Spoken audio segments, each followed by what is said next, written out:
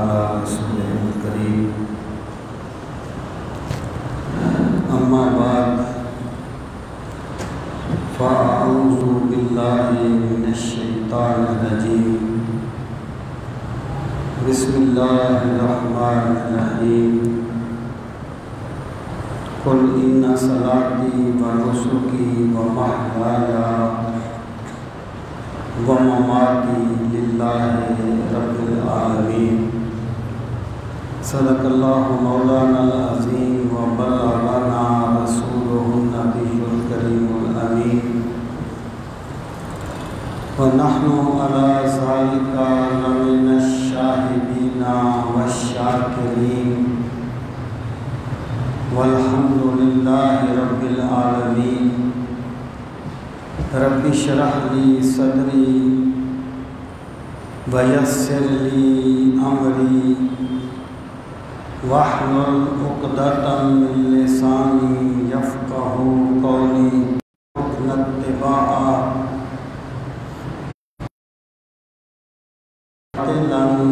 وارزقنا اجتنابا اللهم أرنا الأشياء كما هي إن الله وملائكته يصلون على النبي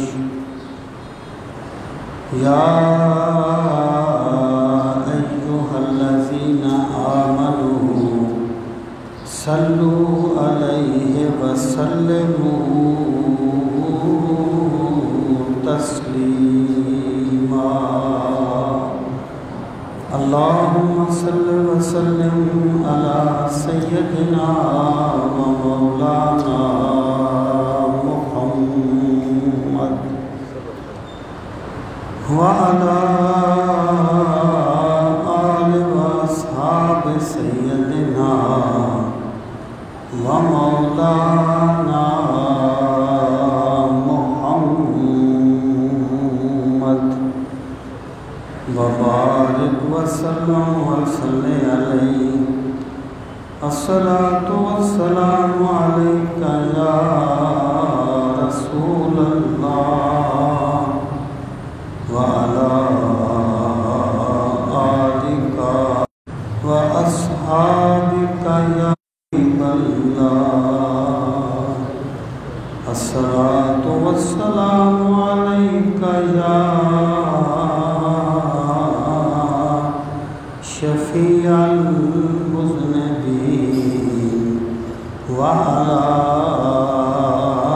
آلك وأصحابك يا رحمة للعالمين.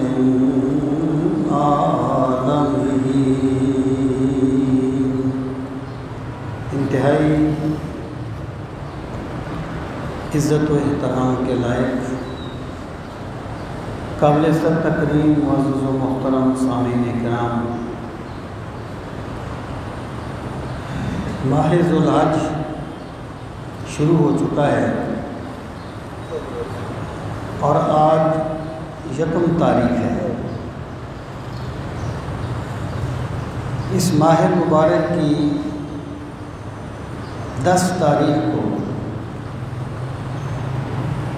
عید الاضحیٰ کا بابرکت دن آتا ہے اور اس موقع پر مسلمان سنت ابراہیمی پہ عمل کرتے ہوئے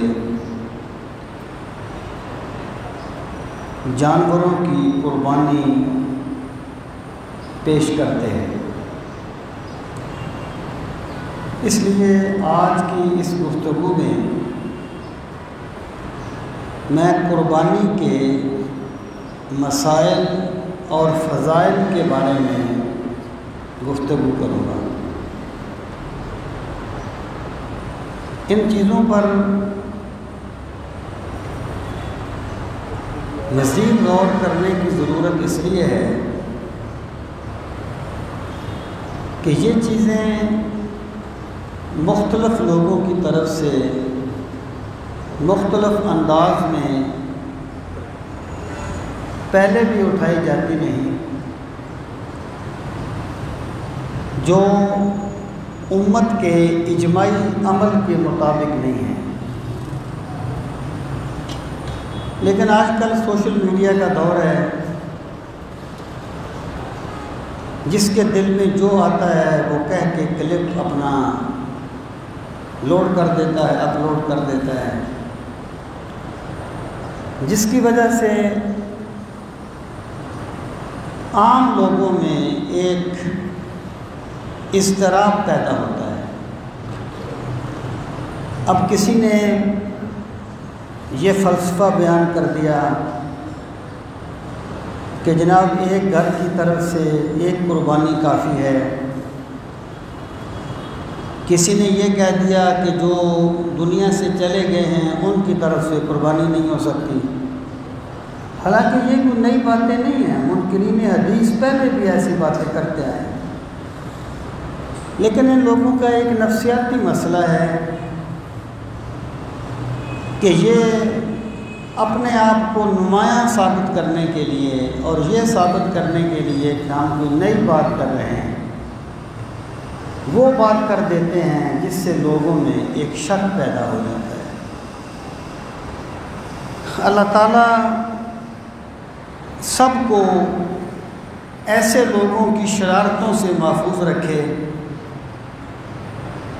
اور اللہ تعالیٰ سب کو دین حقہ کی پیروی کی توفیق نصیب فرمائے۔ سامعین محترم، میں یہ عرض کرنا چاہتا ہوں کہ قربانی کیا ہے، یہ کس پر واجب ہے، اس کے متعلقات کیا ہیں،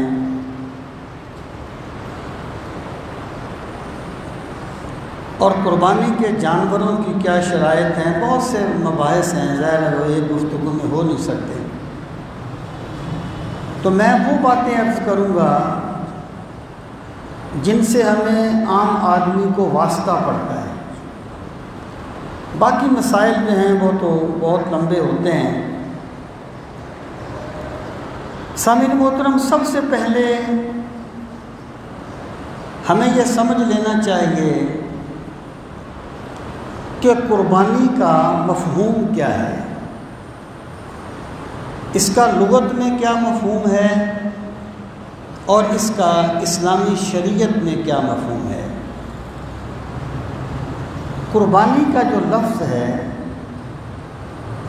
اس کا اصلی مادہ جو ہے وہ قاف رے اور با ہے، قربا،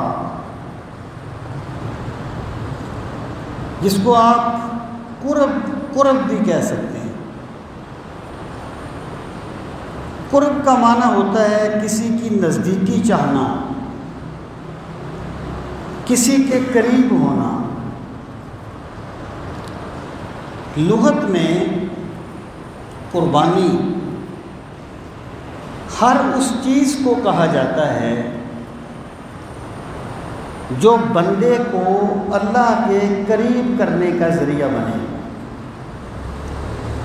وہ جانور کی قربانی بھی ہو سکتی ہے، وہ کوئی صدقہ خیرات بھی ہو سکتا ہے، لغت میں، شریعت میں نہیں، لغت میں۔ اس پر دلیل یہ ہے کہ جب حضرت آدم علیہ السلام کے بیٹوں کا آپس میں اختلاف ہوا تو انہیں کہا گیا کہ جی آپ دونوں قربانی دیں، جس کی قربانی اللہ قبول کر لے گا اس کو یہ چیز ملے گی، یہ چیز اس کا حق ہوگا۔ اب دو بیٹے تھے اس وقت، ایک حابیل اور ایک قابیل۔ حابیل نے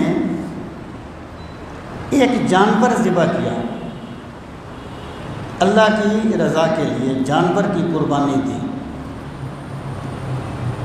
اور قابیل جو تھا وہ کسان تھا، اس نے کوئی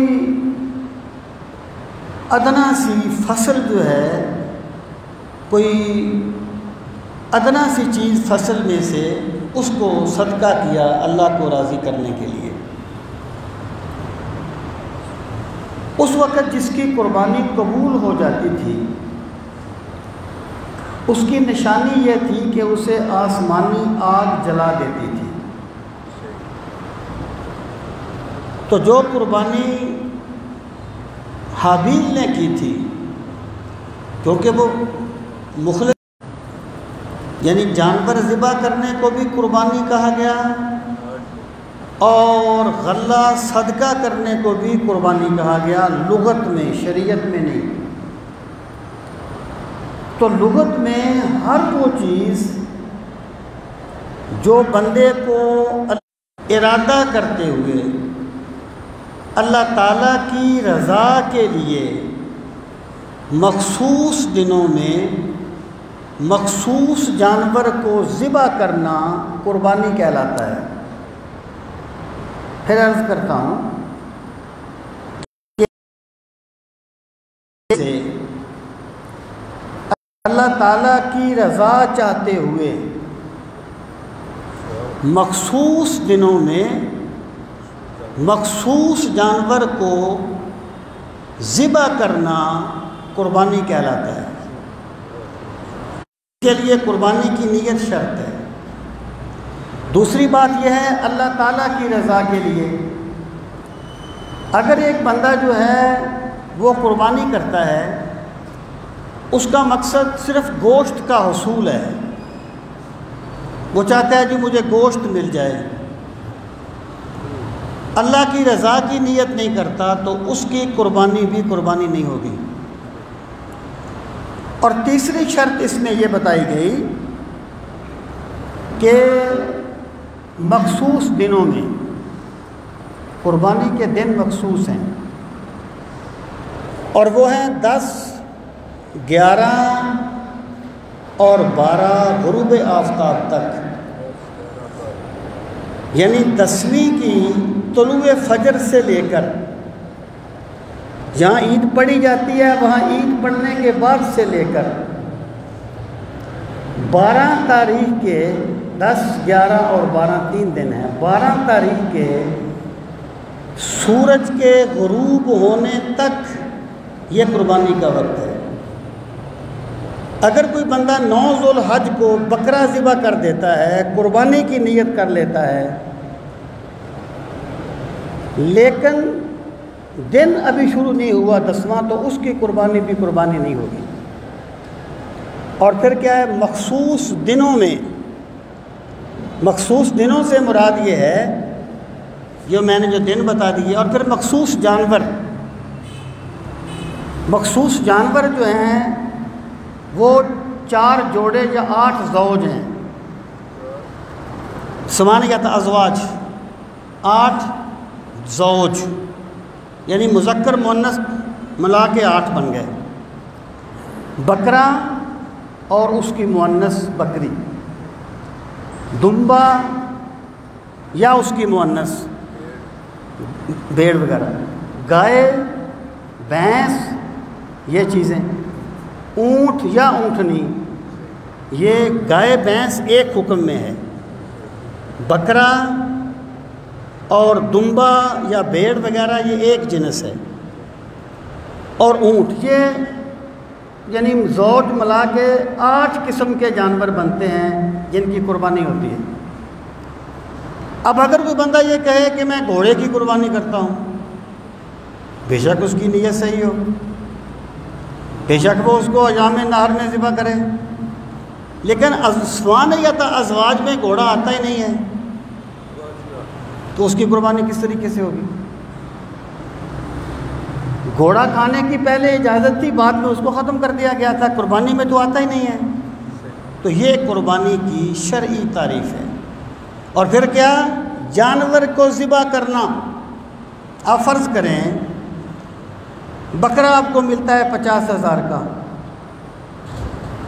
ایک بندہ 50 لاکھ روپیہ صدقہ کر دے ثواب کی نیت سے، اس کو صدقے کا ثواب تو مل جائے گا، قربانی اس کے ذمے ابھی باقی ہے، کیونکہ قربانی کہتے ہی جانور ذبح کرنے کو ہیں۔ تو قربانی کیا ارادہ کرتے ہوئے اللہ تعالیٰ کی رضا کی نیت، اللہ تعالیٰ کی رضا کی نیت کرتے ہوئے مخصوص دنوں میں مخصوص جانور کو ذبح کرنا قربانی کہلاتا ہے۔ یہ ہے قربانی کی شرعی تعریف۔ اگر کسی بندے نے کروڑوں بھی صدقہ کر دیے تو قربانی نہ کرنے کا گناہ اس کے ذمہ باقی رہے گا۔ اچھا، اب یہ ہے کہ اس میں جانور کو ذبح کرنا کیوں رکھا گیا ہے؟ پہلی بات تو یہ ہے کہ شریعت کے جو احکامات ہوتے ہیں ان کو ان کی لاجک سمجھ کے ان پر عمل کرنا ضروری نہیں ہوتا کہ بندہ پہلے اس کی لاجک سمجھے کہ یہ کام کیوں ہے۔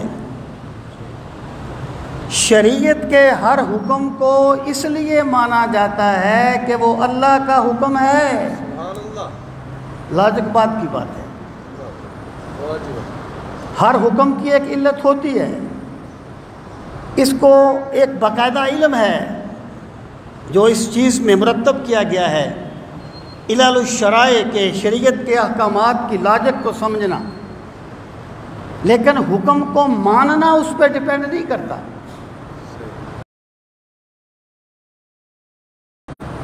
اب آپ دیکھیں کہ شریعت نے کہا زکوٰۃ دو،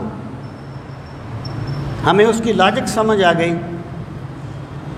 کہ جب زکوٰۃ دیں گے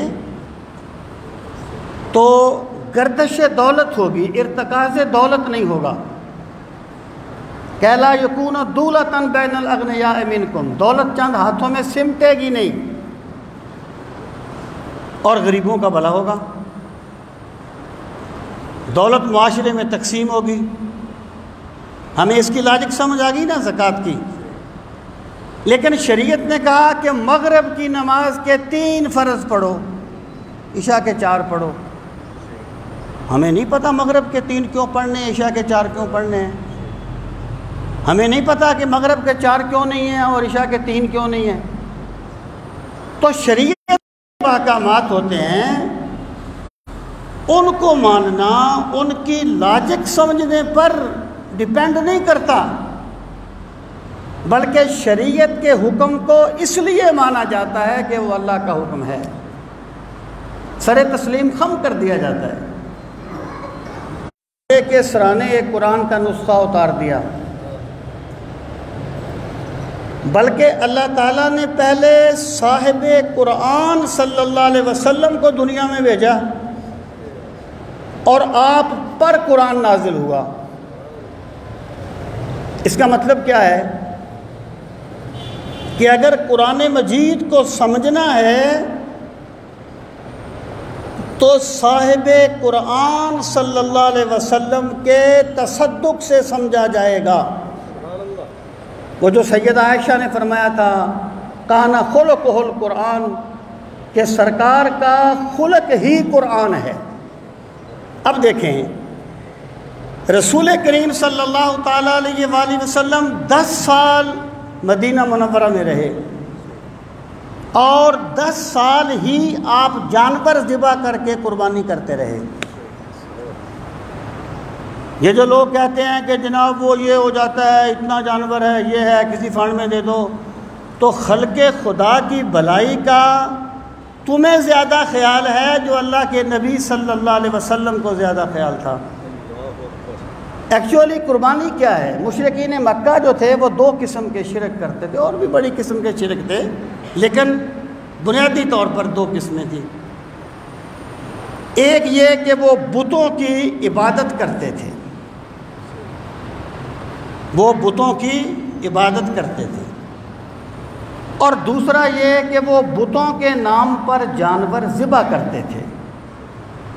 بسم اللہ والعزیٰ، میں لات اور عزیٰ کے نام پہ ذبح کرتا ہوں۔ سارا گوشت خود کھا لے، اگرچہ اس نے اچھا نہیں کیا لیکن اس کی قربانی پہ اثر نہیں پڑے گا۔ تو چونکہ یہ شرک کا رد تھا، اس لیے اسلام نے کہا کہ جس رب نے جانور کو پیدا کیا ہے اسی رب کے نام پہ اسے ذبح کیا جائے گا۔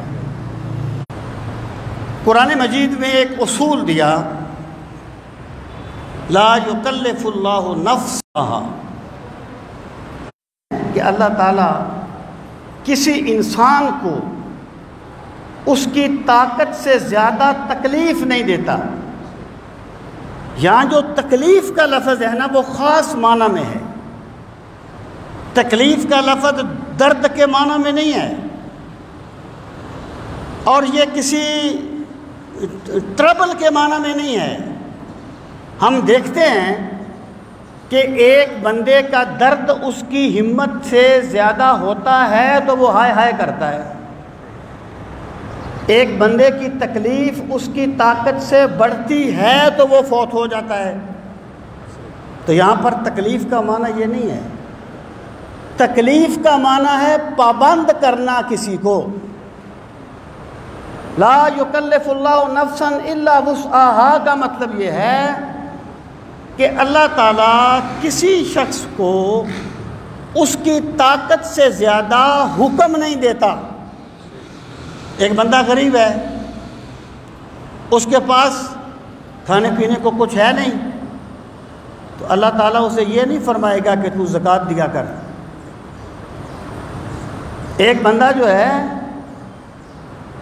وہ کھڑا نہیں ہو سکتا، اپاہج ہے، اللہ تعالیٰ اسے نہیں فرمائے گا کہ تو کھڑا ہو کے نماز پڑھا کر۔ ایک بندہ بیٹھ نہیں سکتا، لیٹا ہوا ہے، اسے اللہ تعالیٰ نہیں فرمائے گا کہ تو بیٹھ کے نماز پڑھا کر۔ اللہ تعالیٰ حکم بندے کو اس کی وسعت کے مطابق دیتا ہے، اس کی حیثیت کے مطابق دیتا ہے۔ ایک بندہ کھڑا ہو سکتا ہے تو وہ کھڑا ہو کے نماز پڑھے گا، ایک بندہ کھڑا نہیں ہو سکتا، بیٹھ کے پڑھ سکتا ہے، وہ بیٹھ کے نماز پڑھے گا، ایک لیٹ کے پڑھ سکتا ہے، وہ لیٹ کے نماز پڑھے گا۔ لیکن اگر اس کی نیت میں اخلاص ہے تو میرا رب لیٹ کے پڑھنے والے کو بھی باجماعت نماز پڑھنے کا اجر دے گا، اگر اس کی نیت یہ ہے کہ اگر مجھ میں طاقت ہوتی تو میں باجماعت نماز پڑھتا۔ اللہ تعالیٰ کا یہ ضابطہ ہے۔ بعض پہلے شرائع میں یہ بات تھی، اور غالب گمان ہے یہ ان کے فقہاء نے خود یہ قانون بنایا ہوگا، ورنہ اللہ تعالیٰ کا قانون تو ہمیشہ بلا شک و شبہ صحیح ہے، ہر لحاظ سے صحیح ہوتا ہے، صحت کو پرکھنے کی کسوٹ ہی ہوتا ہے۔ وہ کہتے تھے ہر بندہ وہ جو امیر ہے یا غریب اتنی زکوٰۃ دے گا، یہ بات لاجک کے مطابق نہیں ہے، یہ بات اصول کے مطابق نہیں ہے، اللہ تعالیٰ کے صریح حکم اس کی تائید نہیں کرتا۔ اسی طرح قربانی اس پہ واجب ہوگی جو صاحب نصاب ہے، قربانی اس پہ واجب ہے جو صاحب نصاب ہے، اس پہ آپ نے غور فرمانا ہے۔ نصاب کے بارے میں تو میں بارہا عرض کرتا رہتا ہوں کہ 7.5 تولے سونا یا 52.5 تولے چاندی یا 52.5 تولے چاندی کی قیمت نقدی جس بندے کے پاس ضروریات زندگی سے زائد ہو وہ صاحب نصاب ہوتا ہے۔ زکوٰۃ جو ہے اس کے لیے ہولان ہول شرط ہے کہ اتنا پیسہ بندے کے پاس ہو اور اس پر سال گزرے تب اس پہ زکوٰۃ لازم ہوگی، لیکن صدقہ فطر اور قربانی کے لیے ہولان ہول شرط نہیں ہے۔ اگر کوئی بندہ صاحب نصاب ہے، اس کے پاس 7.5 تولے سونا یا 52.5 تولے چاندی یا 5 اونٹ یا 52.5 تولے چاندی کے مطابق نقدی ہے تو وہ بندہ صاحب نصاب ہے، اس پر قربانی واجب ہوگی، اس پر قربانی لازم ہوگی۔ سامعین محترم، اب آپ دیکھیں کہ قربانی ہے ہی اس پر جو صاحب نصاب ہے۔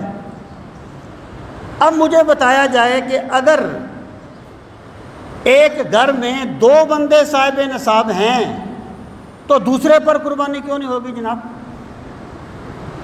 اگر ایک گھر میں کوئی بھی صاحب نصاب نہیں ہے تو قربانی ان پہ کیوں واجب ہوگی؟ قربانی تو ہے ہی صاحب نصاب پہ واجب. اگر کیونکہ قربانی کے دیکھیں ہر چیز کی ایک علت ہوتی ہے، علت جس سے وہ چیز واجب ہوتی ہے. مثلا نماز کے وجوب کا سبب وقت ہے. اب دیکھیں نا، عصر کی نماز ہم پہ فرض ہے لیکن ابھی فرض نہیں ہوئی. جب عصر کا وقت شروع ہوگا تب ہم پہ فرض ہو جائے گا، اس سے پہلے نہیں ہوگی. ان الصلاۃ کانت علی المؤمنین کتابا موقوتا. اللہ نے نماز کو وقت معین پہ لازم کیا ہے. تو قربانی کے وجوب کا سبب ہے ہی نصاب. تو جب نصاب ہوگا تو قربانی کیوں نہیں ہوگی، اور جب نصاب نہیں ہوگا تو قربانی کیوں ہوگی؟ یہ کیسی بات ہے؟ اچھا، اسی سے یہ چیز ثابت ہوتی ہے کہ ایک بندہ غریب تھا، اس نے شوقیہ اس نے قربانی کر لی. بہت سے لوگ کرتے ہیں، اللہ تعالیٰ سب کی قبول فرمائے. 10 کو اس نے قربانی کر دی. ابھی وہ صاحب نصاب نہیں تھا، اس پہ قربانی واجب نہیں تھی، اس نے خود کی. 11 یا 12 کو اس کے پاس کہیں سے مال آ گیا اور وہ صاحب نصاب ہو گیا. اس کی پہلی قربانی کافی نہیں ہوگی، اس کو دوسری قربانی کرنی پڑے گی، کیونکہ اب وہ صاحب نصاب ہوا ہے اور قربانی صاحب نصاب پہ لازم ہوتی ہے. تو قربانی جو ہے یہ صاحب نصاب پہ لازم ہوتی ہے. یہ کہنا کہ ایک گھر سے بھی، اگر ایک گھر سے ایک بندے کی نماز سب کے لیے کافی نہیں ہوتی، ایک بندے کا روزہ سب کے لیے کافی نہیں ہوتا، ایک بندے کا حج سب کے لیے کافی نہیں ہوتا، ایک بندے کی زکوٰۃ سب کے لیے کافی نہیں ہوتی، تو قربانی سب کے لیے کافی کیسے ہو جاتی ہے؟ خدا را دین کا تمسخر کیوں اڑاتے ہو؟ دین کا مذاق کس لیے اڑاتے ہو؟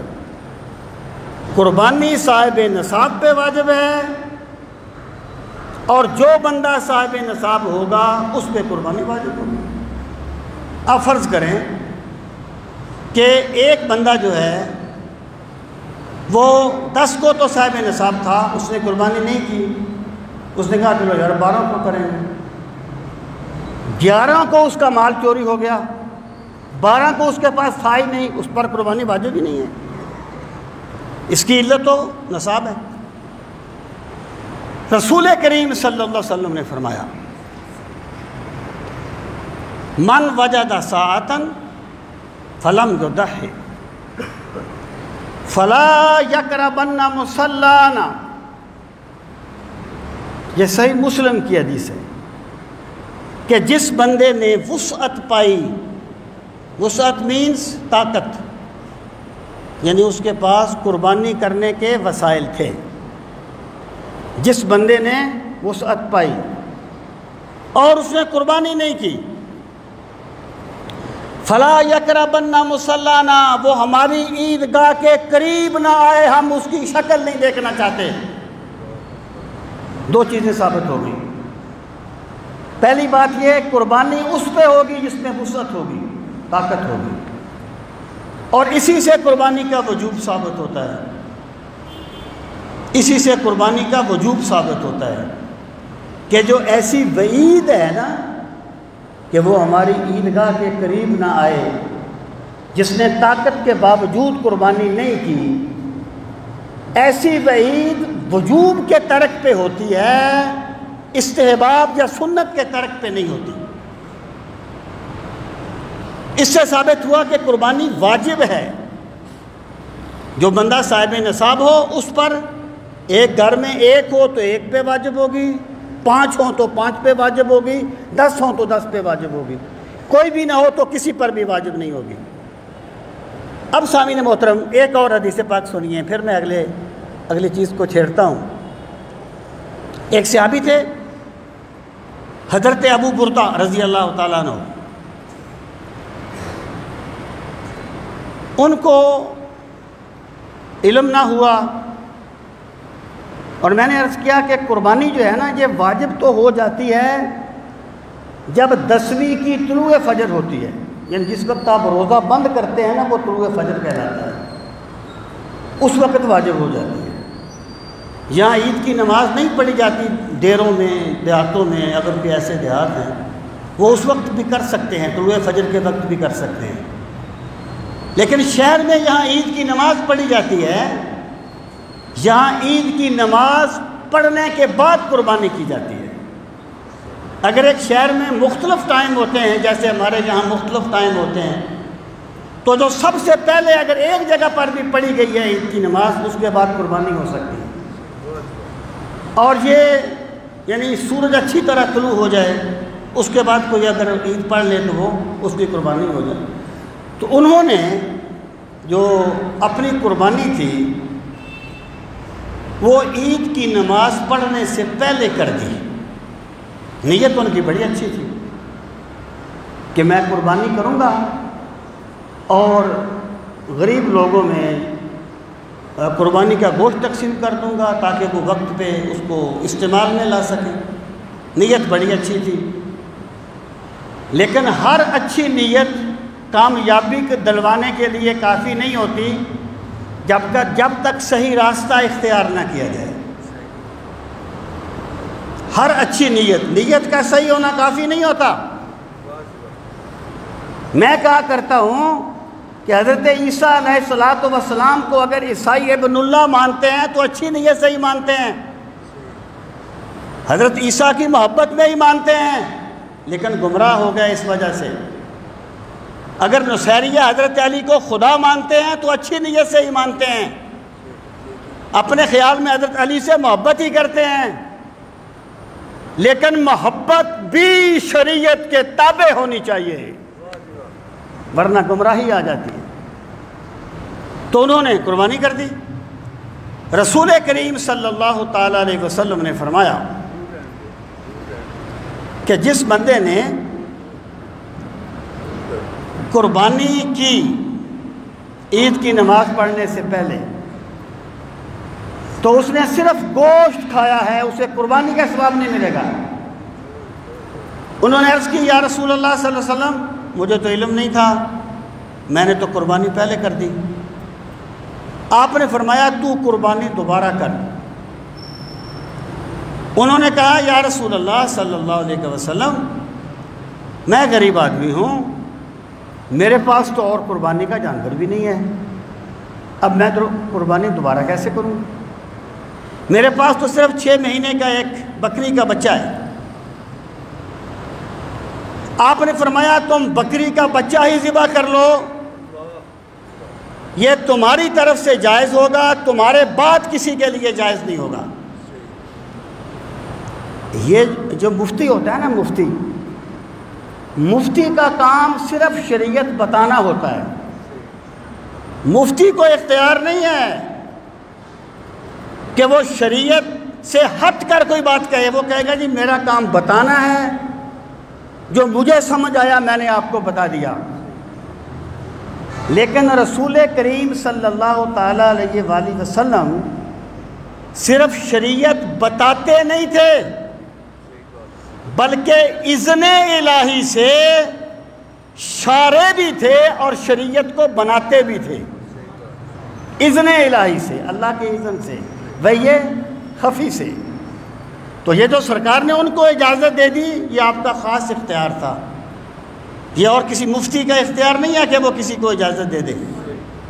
اب جو بات میں کہنا چاہتا ہوں، جو میں استدلال کرنا چاہتا ہوں کہ سرکار نے فرمایا کہ تم اپنی قربانی دوبارہ کرو۔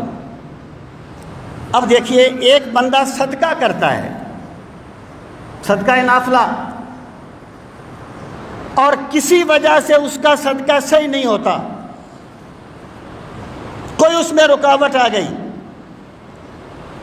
تو اسے یہ نہیں کہا جائے گا تو اپنا صدقہ دوبارہ کر، کیونکہ نفل تھا۔ جس چیز کو دہرانے کا حکم دیا جائے وہ واجب ہوتی ہے۔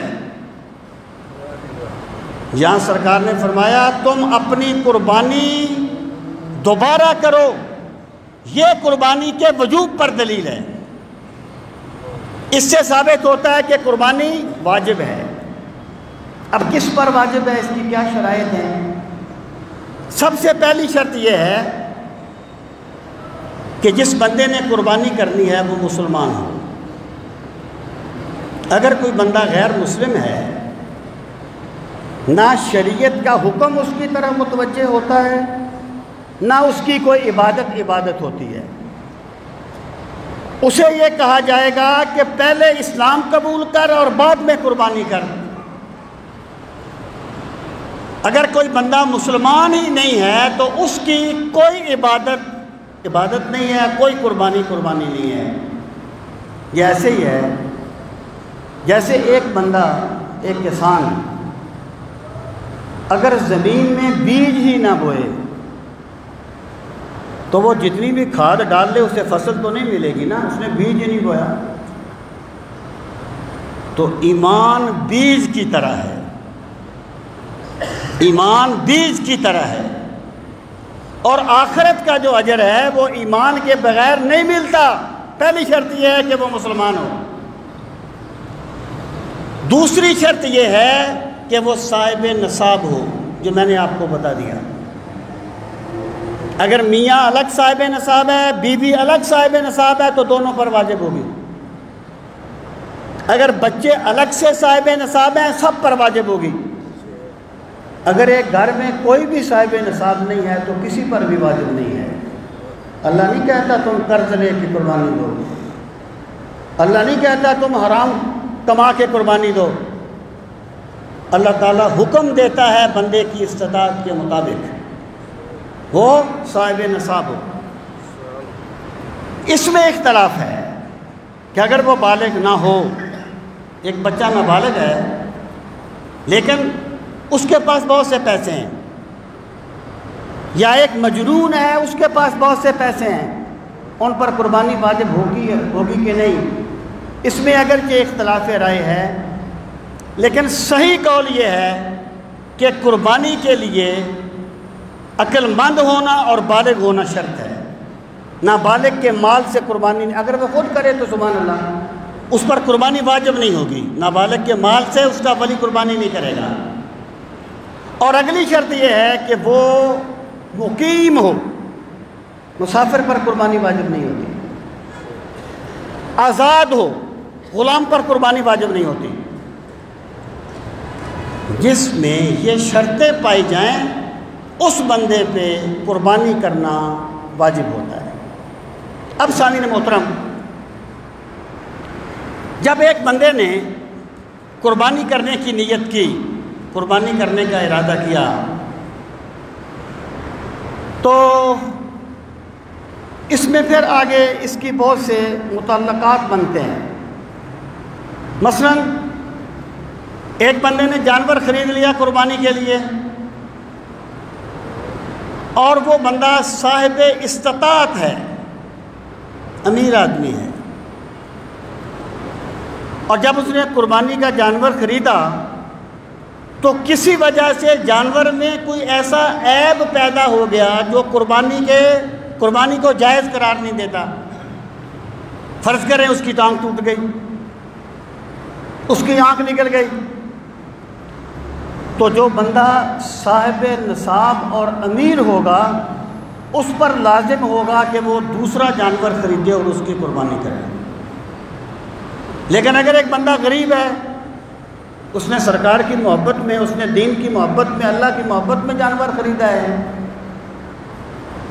تو اس میں عیب پیدا ہو گیا، تو اس کے لیے اسی جانور کی قربانی کرنا کافی ہوگا، اسے شریعت دوسرا جانور خریدنے کی پابندی نہیں کرے گی اس پر۔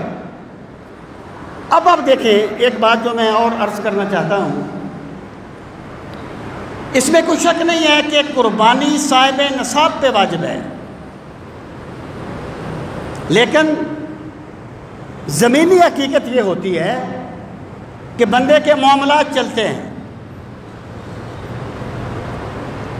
اس نے کسی سے کوئی چیز لینی ہے، کسی کو کوئی چیز دینی ہے وغیرہ وغیرہ، ایک بندہ قانون کی نظر میں تو صاحب نصاب نہیں ہے، لیکن وہ اپنی استطاعت میں قربانی کر سکتا ہے، تو رسول کریم صلی اللہ علیہ وسلم کا طریقہ مبارک یہ ہے کہ اسے قربانی کرنی چاہیے، اگرچہ اس پہ واجب نہیں ہے۔ رسول کریم صلی اللہ تعالیٰ علیہ وآلہ وسلم آپ کے پاس کبھی اتنے پیسے آپ نے اکٹھے نہیں کیے تھے کہ اصطلاح میں یا قانون کی نظر میں آپ کو صاحب نصاب کہا جائے۔ سرکار کے پاس جتنے بھی مال و دولت آتا تھا، بڑے بڑے کیسر و کسرا کے خزانے بھی بالفرض اگر آئے تو سرکار نے جب تک غریبوں میں تقسیم نہیں کر دی، آپ اپنے گھر تشریف نہیں لے گئے، اپنے گھر تشریف نہیں لے گئے، کبھی آپ نے پیسے اکٹھے نہیں کیے تھے۔ اس کے باوجود بھی آپ قربانی کرتے تھے ہر سال۔ تو اگر کوئی بندہ قانونی نظر میں صاحب نصاب نہیں بھی ہے لیکن وہ قربانی کر سکتا ہے، تو اس بندے کو چاہیے کہ سرکار کی ادا پہ عمل کرتے ہوئے قربانی کرے۔ سامعین محترم، اب یہ آ گیا کہ قربانی کا جانور جو ہے وہ کیسا ہوگا۔ تو میں نے عرض کر دیا کہ شریعت میں جن جانوروں کی قربانی جائز ہے وہ 4 جوڑے یا 8 زوج ہیں۔ اس کی عمریں بھی شریعت نے متعین کر دی کہ جناب اگر بکرا ہے تو وہ 1 سال کا ہو، ذات سنتن 1 سال کا، بھیڑ یا دمبا وغیرہ یہ بھی 1 سال کے، یعنی جس وقت آپ نے قربانی کرنی ہے اس وقت وہ 1 سال کا ہو۔ فرض کریں اگر ایک بکرا جو ہے وہ 10 ذو الحج کو اسے اس کی ماں نے جنم دیا ہے 10 ذو الحج کو، تو اگلے سال 11 ذو الحج کو اس کی قربانی جائز ہوگی۔ 1 سال کا ہو گیا نا، یہ 1 سال کا ہوتا ہے۔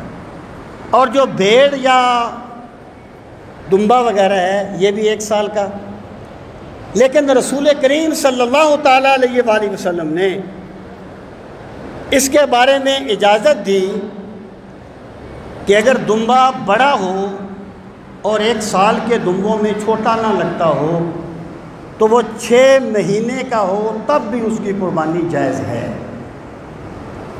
یہ اجازت ہے، یہ بہتر نہیں ہے، یعنی یہ اجازت ہے، ایسا کر سکتے ہو، لیکن بہتر پہلا حکم ہے کہ وہ بھی 1 سال کا ہونا چاہیے۔ اس کے بعد آگے گائے یا بھینس وغیرہ یہ 2 سال کی۔ بھینس جو ہے نا، بھینس یہ گائے کی جنس میں سے ہے۔ جن بندوں کو بھینس کی قربانی میں جو شک پیدا کرتے ہیں ان سے پوچھا جائے گا کہ زکوٰۃ میں گائے اور بھینس کا حکم ایک کیوں ہے؟ حدیث میں تو گائے بھینس کا ذکر نہیں ہے۔ بھینس اگر قربانی کے لیے وہاں نہیں تھی تو ویسے بھی نہیں تھی عرب میں، تو زکوٰۃ کے احکام بیان کرتے ہوئے بھینس کو گائے کے قائم مقام کیوں قرار دیا گیا ہے؟ اگر بھینس کی قربانی جائز نہیں ہے تو بھینس کا دودھ کیسے جائز ہے؟ یہ سب باتیں ہیں۔ اللہ تعالیٰ ہمارے فقہاء پہ رحم فرمائے، اللہ نے انہیں وہ نور بصیرت دیا تھا کہ جنہوں نے وہ تمام مسائل اپنی کتابوں میں پہلے بیان کر دیے تھے جو بعد میں لوگوں کو پیش آنے تھے۔ ہمارے ایک فقیہ ہیں سرخسی، علامہ سرخسی، وہ کہتے ہیں اس وقت انہوں نے کہا کئی 100 سال پہلے کہ اگر خامد کا مادہ منویہ غیر فطری طریقے سے اس کی اپنی بیوی کے رحم میں پہنچا دیا جائے تو صحیح ہوگا، یہ ٹیسٹ ٹیوب بیبی ہے، جس کو آج آپ ٹیسٹ ٹیوب بیبی کہتے ہیں، اس وقت انہوں نے بیان کر دیا تھا اس چیز کو۔ تو میں یہ عرض کرنا چاہتا ہوں کہ یہ جن چیزوں میں آج انفرادیت شو کی جاتی ہے نا، یہ کوئی انفرادیت نہیں ہے، یہ تمام چیزیں پہلے ہو چکی ہیں، لیکن جو دین کے داعی ہوتے ہیں وہ ایسی چیزیں عوام میں نہیں لاتے جس سے عوام میں اس طرح پیدا ہو۔ یہ چیزیں علماء کے پاس امانت ہوتی ہیں، بہت سی ایسی باتیں ہیں جو کبھی عوام میں بیان نہیں کی جاتی، اس طرح پیدا ہوتا ہے، ایک شک پیدا ہو جاتا ہے، وہ اس سے بچتے ہیں، وہ کہتے ہیں لوگوں کو حق کا راستہ دکھاؤ۔ ہمارے استاد فرمایا کرتے تھے جب کوئی بندہ آپ سے مسئلہ پوچھے نا، اسے یہ نہ بتایا کرو کہ فلاں امام یہ کہتا ہے، فلاں امام یہ کہتا ہے، فلاں امام یہ کہتا ہے، اسے بتاؤ شریعت کا حکم یہ ہے، دیٹس آل۔ ورنہ وہ اگر وہ جانتا ہے تو الگ بات ہے۔ تو میں یہ عرض کر رہا ہوں کہ یہ ایک ہی ان دونوں کا حکم ہے، یہ 2 سال کے ہونے چاہیے اور اونٹ 5 سال کا ہونا چاہیے۔ اب رسول کریم صلی اللہ تعالیٰ علیہ وآلہ وسلم نے اس کی بھی اجازت دی کہ جو بڑی قربانی ہے نا جس میں 7 بندے شریک ہو سکتے ہیں، اس کو بدنا کہتے ہیں، بدنا، کہ بدنا میں 7 بندے شریک ہو سکتے ہیں، گائے میں اور اونٹ میں یا بھینس کی اگر قربانی ہو اس میں 7 بندے شریک ہو سکتے ہیں۔ کسی نے پوچھا امام ابو حنیفہ سے کہ بھائی قربانی تو اللہ کے نام پہ جانور کو ذبح کرنے کا نام ہے، روح نکلتی ہے اس کی، تو گائے میں 7 روحیں تو نہیں ہوتی، جو 7 بندے جائز ہو گئے، جو 7 بندوں کی طرف سے یا اس سے کم کی طرف سے جائز ہو گئی۔ اونٹ میں بھی 7 روحیں نہیں ہوتی، تو انہوں نے فرمایا کیونکہ رسول کریم صلی اللہ علیہ وسلم نے فرمایا کہ بدنا میں 7 آدمی شریک ہو سکتے ہیں، یہاں سرکار کا حکم آ جائے گا، وہاں قیاس ختم ہو جائے گا۔ قیاس وہاں کیا جاتا ہے، یہاں حکم نہیں ہوتا، تو اس میں 7 آدمی شریک ہو سکتے ہیں۔ اور یہاں تک اس چیز کا تعلق ہے کہ کسی مرحوم کی طرف سے قربانی ہو سکتی ہے کہ نہیں، یہ پھر کوئی شوشہ چھوڑا گیا، یہ جو یوٹیوب یہ مفتی ہوتے ہیں ان کی طرف سے، تو یہ اہل سنت کا یہ عقیدہ ہے ہر وہ عبادت جو اپنی طرف سے کی جا سکتی ہے وہ مرحوم کی طرف سے بھی کی جا سکتی ہے۔